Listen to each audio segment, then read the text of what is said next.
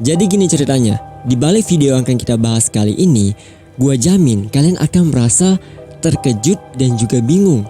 Karena apa yang ada di dalam cerita kali ini merupakan sebuah kisah nyata dari seorang pria yang ternyata nih, pria ini berhasil mengembangkan sebuah ilmu magis. Ilmu magis yang gua maksud di sini adalah sebuah ilmu yang dimana pria ini bisa membangkitkan kembali orang yang telah meninggal dunia. Nah, masalahnya muncul nih. Ternyata setelah pria ini membangkitkan orang yang telah meninggal, ternyata orang yang dibangkitkan ini mengalami hal yang sangat mengerikan. Sebelum kita masuk ke dalam videonya nih, gua mau kasih tahu dulu nih ke kalian kalau misalkan kalian kepo ke gua, pengen tahu tentang Games90net, apa yang gua bahas di internet ini, gua sebenarnya ngebahas apaan aja. Kalian bisa langsung aja main ke akun TikTok dan juga Instagram gua. Di TikTok gua ngebahas misteri di internet sama dengan di YouTube, cuman beda versinya doang. Kalau di Instagram itu juga sama.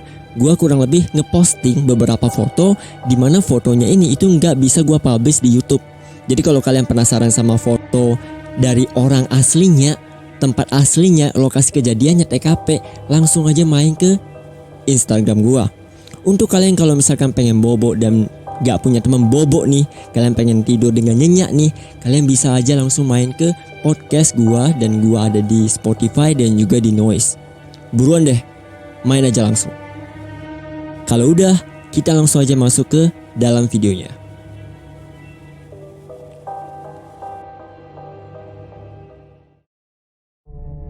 Pada tahun 1889 hiduplah seorang anak laki-laki bernama Budiman. Ia berusia 12 tahun yang pada saat itu masih tinggal bersama dengan kedua orang tuanya di Jerman.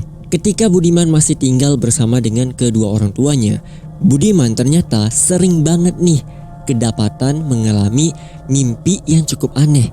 Di dalam mimpinya ini, Budiman itu bercerita kalau ia melihat sebuah lubang hitam di depan pandangan matanya. Yang lebih ngerinya lagi dari mimpinya si Budiman ini adalah ketika dia mengalami penglihatan, ngelihat sebuah pandangan vision lubang hitam, tubuh Budiman itu nggak bisa digerakin sama sekali. Lalu Budiman juga bilang nih, kalau pas dia nggak bisa menggerakkan badannya, ada suara langkah kaki yang berjalan dari belakang perlahan-lahan mendekat ke arah si Budiman. Begitu sosok ini terus berjalan dan tiba-tiba berhenti di depan pandangan mata si Budiman itu bilang nih kalau yang ia lihat di dalam mimpinya adalah sosok seorang perempuan yang mengenakan gaun bangsawan berwarna putih. Gak cuman itu aja nih, ternyata sosok perempuan ini itu juga ngajakin nih si Budiman untuk berbicara.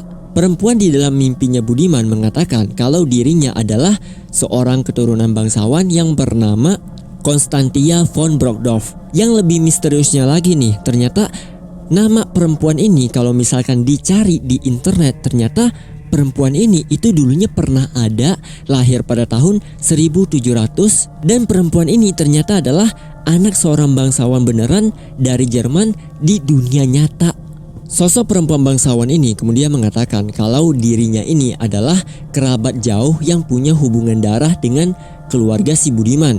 Si perempuan bangsawan ini itu juga mengatakan kalau ia datang ke dalam mimpinya si Budiman dikarenakan ia ingin menyampaikan sebuah pesan yang sangat penting. Di saat yang bersamaan si Budiman sedang bingung dan gak tahu kenapa dia bisa ngalami mimpi kayak begini. Tiba-tiba perempuan ini itu mengangkat tangannya dan menunjuk ke arah depan, ke arah dimana si Budiman pertama kali ngelihat lubang hitam tadi.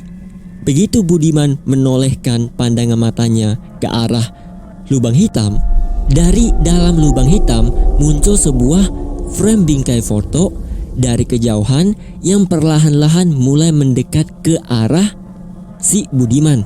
Begitu Budiman memperhatikan bingkai foto yang ada di dalamnya, ternyata dia melihat di dalam bingkai fotonya ini berisikan foto seorang perempuan dengan rambut warna hitam gelap, kulitnya putih seperti porselin. Dan lucunya, begitu Budiman pertama kali ngelihat fotonya ini, dia langsung bilang di dalam kepalanya, di dalam pikirannya dia mengatakan kalau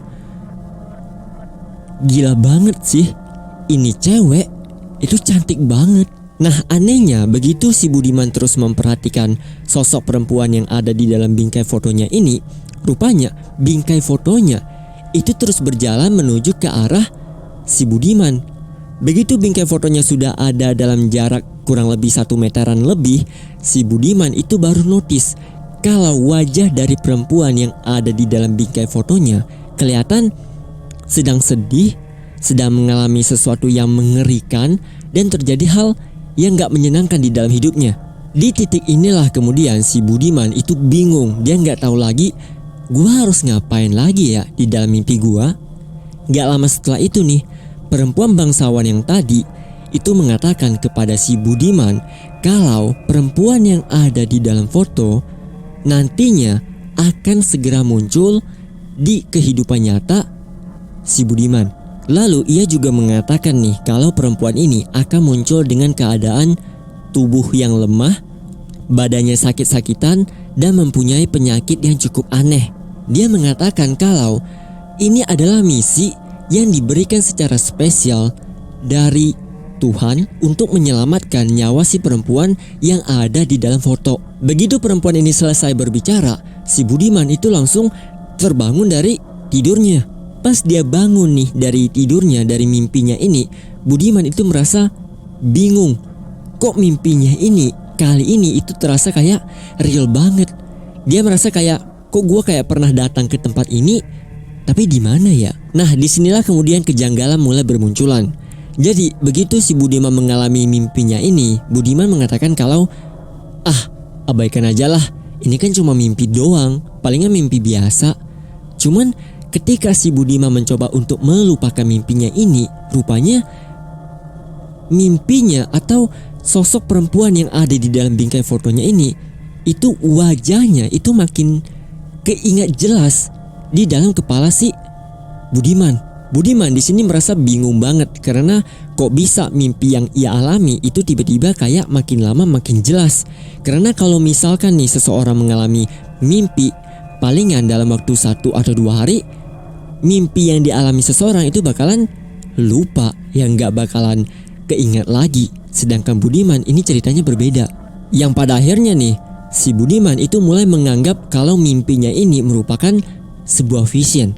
Dari sinilah kemudian si Budiman itu mulai belajar dan terus belajar sambil mencoba untuk mencari sosok perempuan yang ada di dalam mimpinya.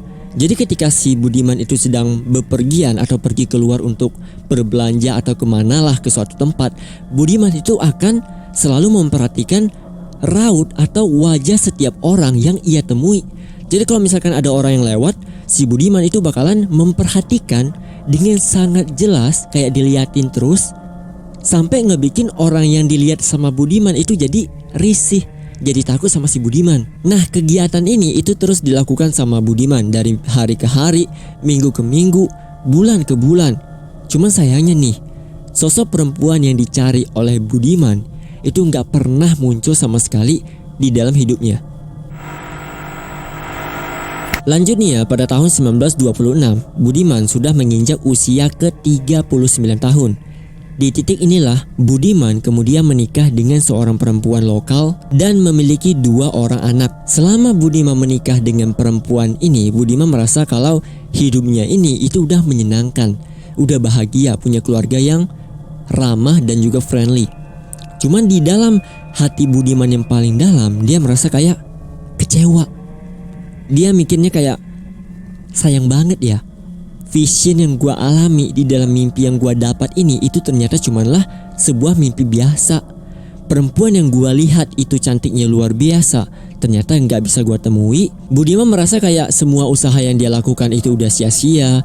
Dari kegiatan dia belajar mencari orang yang ternyata selama ini yang dia cari itu nggak pernah ada.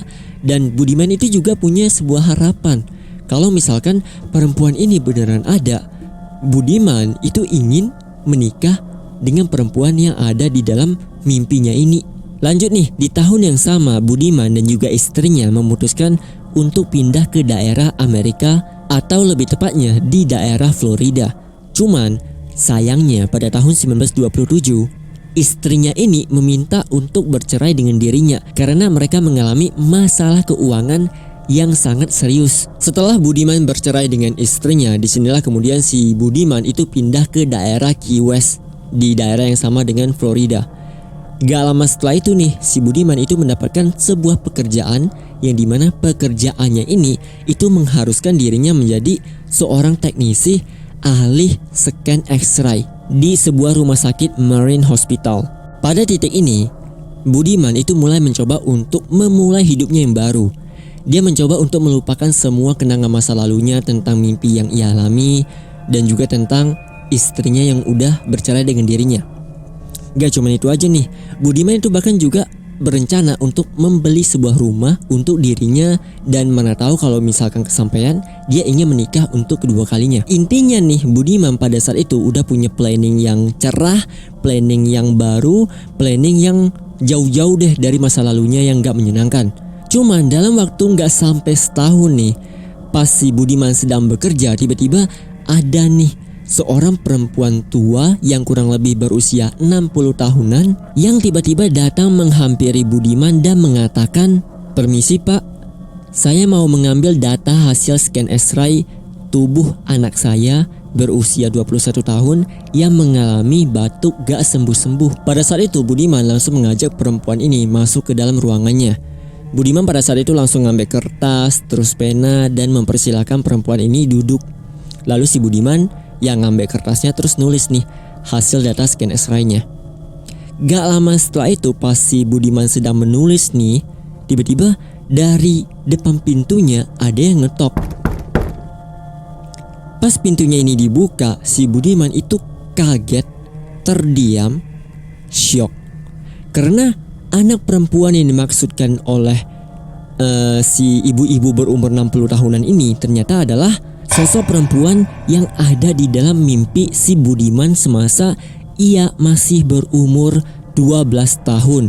Budiman pada saat itu kaget parah, benar-benar gak bisa berkata apa-apa. Budiman itu kayak langsung tangannya gemetaran, terus ngelepas kacamatanya pelan-pelan kayak gini, dilepas. Terus dia langsung memperhatikan wajah anak perempuan berusia 21 tahun tadi.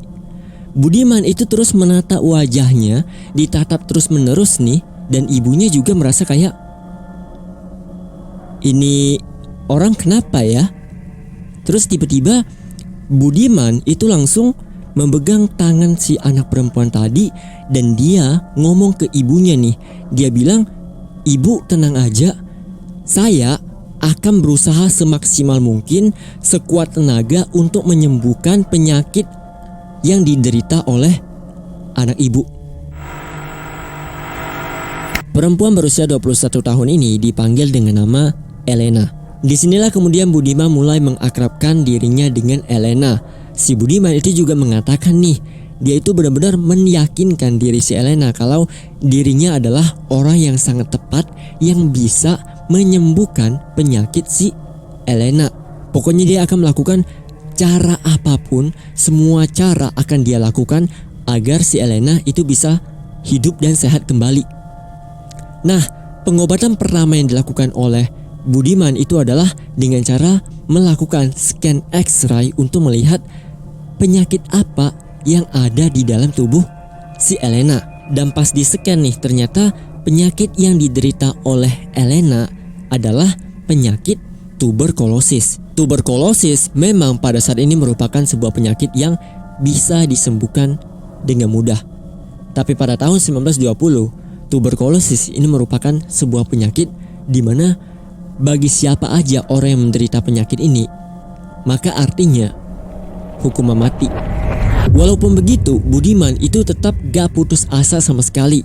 Ia sadar dirinya ini bukanlah seorang dokter. Dirinya ini itu cumanlah seorang scan X-ray doang.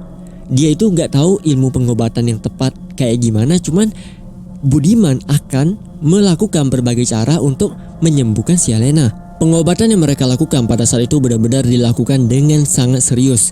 Bahkan si Budiman itu sampai rela mengeluarkan uang pribadi miliknya sendiri untuk membeli beberapa peralatan dan juga obat-obatan untuk melakukan beberapa riset dan juga penelitian.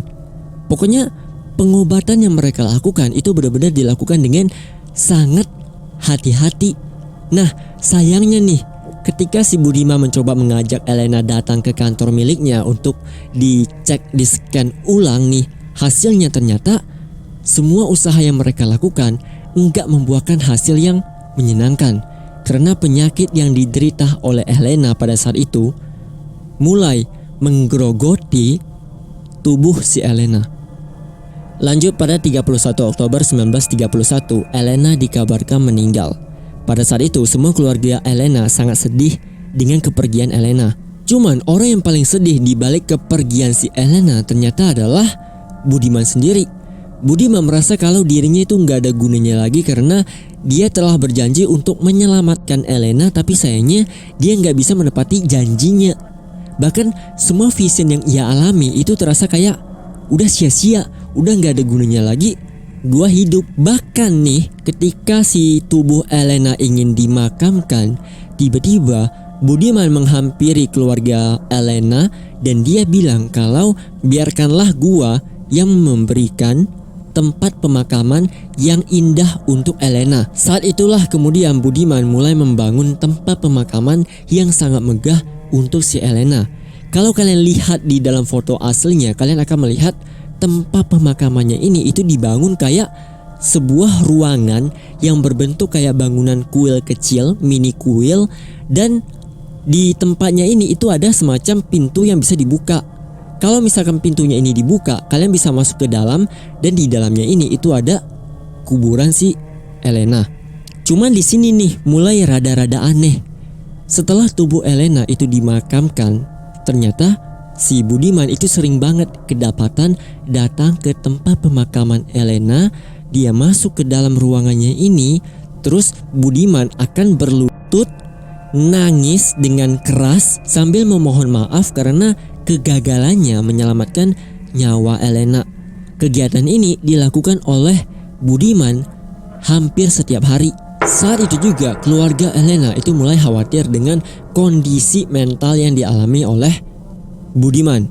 Mereka kayak gak menduga gitu, kayak merasa ini orang kalau dibiarin jadinya gimana coba?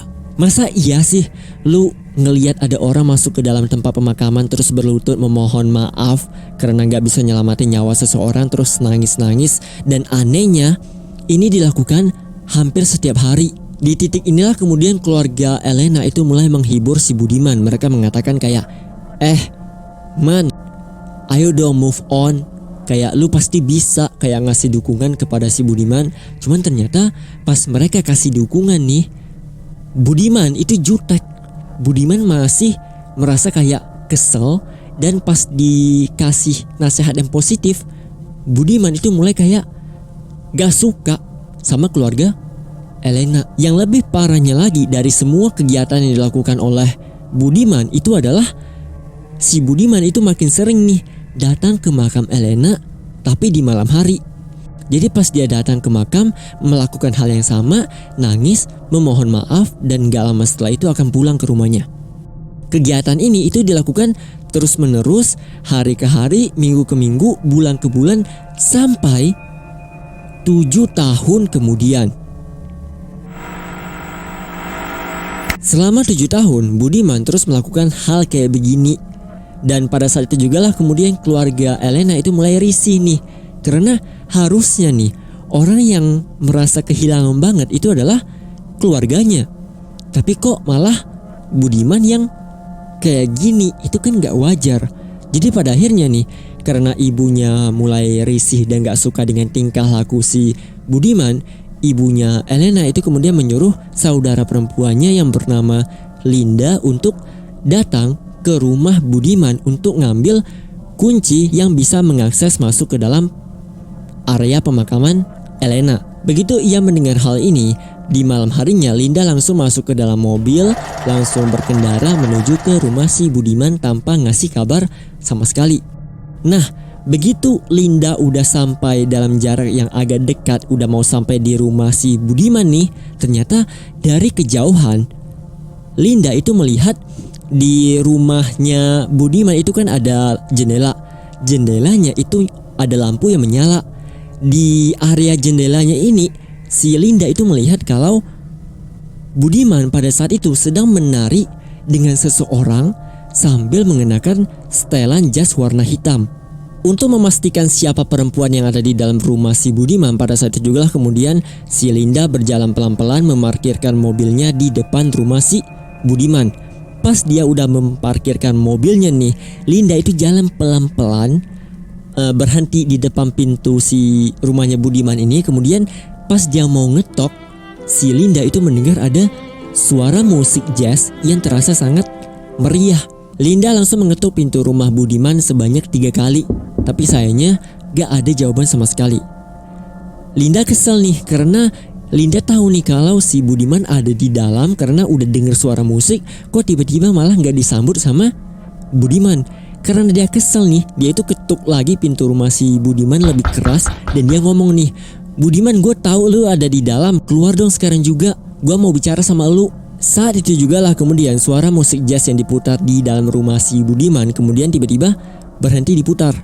Pas musiknya udah berhenti diputar, Linda mendengar suara langkah kaki seseorang yang berjalan pelan-pelan mendekat ke arah pintu. Begitu suaranya ini udah berhenti di depan pintu nih, kenok pintunya itu diputar nih. Ada suara kunci dibuka dan kenoknya diputar, pintunya itu dibuka. Pas dibuka, Budiman muncul. Budiman itu ngebuka pintunya dengan keadaan gak dibuka lebar. Jadi Budiman kayak ngelihat, kayak ngintipin si Linda dari dalam rumah.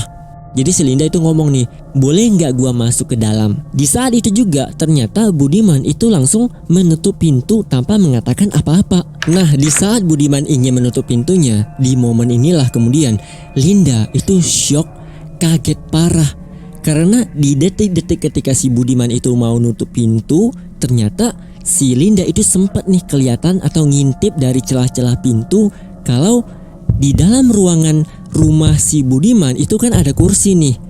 Kursinya ini ternyata ada seorang perempuan yang duduk di sana sambil mengenakan gaun berwarna putih. Yang bikin si Linda kaget dan shock parah karena dia tahu sosok perempuan yang ada di dalam rumah si Budiman adalah saudara perempuannya sendiri, si Elena. Pada momen inilah kemudian si Linda itu langsung lari masuk ke dalam mobilnya, langsung ngegas pergi menuju ke kantor polisi. Di sini si Linda itu memanggil beberapa petugas untuk datang ke rumah si Budiman, dan pas petugas polisinya datang ngetukin pintu dan mau meriksa rumah si Budiman, pas dibuka pintunya nih, Budiman bilang, "Yah, ketahuan deh." Ketika polisi diizini masuk ke dalam rumah, mereka menemukan Elena ada di dalam rumah Budiman dengan keadaan sudah meninggal. Disinilah kemudian Budiman mulai menceritakan ke semua orang yang terlibat ke dalam kasusnya ini.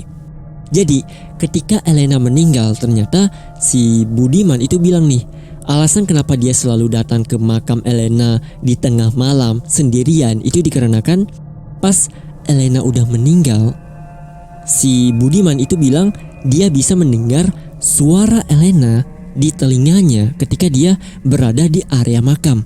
Lalu 2 tahun kemudian Elena itu mengatakan kepada Budiman kalau ia ingin tinggal di tempat yang lebih nyaman. Yang ternyata pada tahun 1933, 2 tahun kemudian setelah kematian Elena, Budiman pada saat itu melakukan sebuah rencana yang sangat gila. Pada saat itu nih, di malam itu dia masuk ke dalam kuil tempat pemakaman si Elena. Di situ si Budiman itu ngebuka petinya dan menarik tubuh Elena keluar dan dimasukkan ke dalam gerobak. Setelah itu nih, gerobaknya ini itu didorong, dibawa masuk ke dalam rumah si Budiman, dan si Budiman itu bilang nih kalau keadaan tubuh si Elena pada saat itu benar-benar busuk parah. Jadi untuk memperbaiki tubuh Elena agar kelihatan cantik kembali, Budiman itu memoleskan lilin ke seluruh tubuh Elena. Setelah itu, untuk menghilangkan bau-bau yang busuk ini, si Budiman itu mengambil beberapa jenis parfum, disemprotkan terus-menerus, dan untuk mengganti bola mata Elena yang sudah mulai busuk dan menghilang, si Budiman itu ngambil bola mata palsu dimasukkan secara paksa ke dalam. Dan yang lebih parahnya lagi nih, supaya tubuh Elena bisa kelihatan kayak molek dan kelihatan cantik, si Budiman itu memasukkan gumpalan kain ke dalam tubuh Elena, dimasukkan secara paksa, dan jadilah sebuah patung boneka Elena yang terbuat dari tubuh manusia asli. Gak sampai di sini aja nih, si Budiman itu juga mengaku kalau dia telah membangun sebuah alat yang bentukannya mirip kayak pesawat. Alat ini nantinya akan digunakan untuk meletakkan tubuh Elena, dan tubuhnya ini akan dibawa terbang menuju ke lapisan stratosfer. Menurut pengakuan dari si Budiman nih, kalau tubuh Elena dibawa terbang ke tempat yang tinggi, nantinya jiwa-jiwa Elena yang terbang yang sudah pergi jauh akan dimasukkan kembali ke dalam tubuhnya, dan Elena akan hidup kembali seperti manusia. Oke, itulah dia cerita kita hari ini tentang sebuah kisah yang sangat mengerikan, di mana kata-kata cinta itu bisa berubah menjadi cinta yang abadi yang gak mau lepas dari pasangannya sendiri. Jadi ketika misalkan lo udah cinta dan cintanya itu gak bisa dilepas, kurang lebih nantinya hidup lo bakalan kayak Budiman. Seperti biasa, kalau kalian suka dengan cerita gua kali ini, kalian bisa kasih gua like dan share video ini. Nah, untuk kalian yang kalau misalkan suka dengan cerita-cerita misteri dan juga horor lainnya yang bisa bikin kalian tegang, kalian bisa cek aja video yang ada di samping gua. Di video yang ada di sebelah ini, gua ngebahas tentang sebuah cerita di mana ada anak berusia 14 tahun yang punya cita-cita untuk menemukan harta karun tersembunyi. Tapi sayangnya semuanya gak berjalan dengan lancar. Gua jamin kalau kalian nonton video ini, itu bisa bikin kalian merinding dan makin nyenyak untuk tidur. So see you guys on the next video.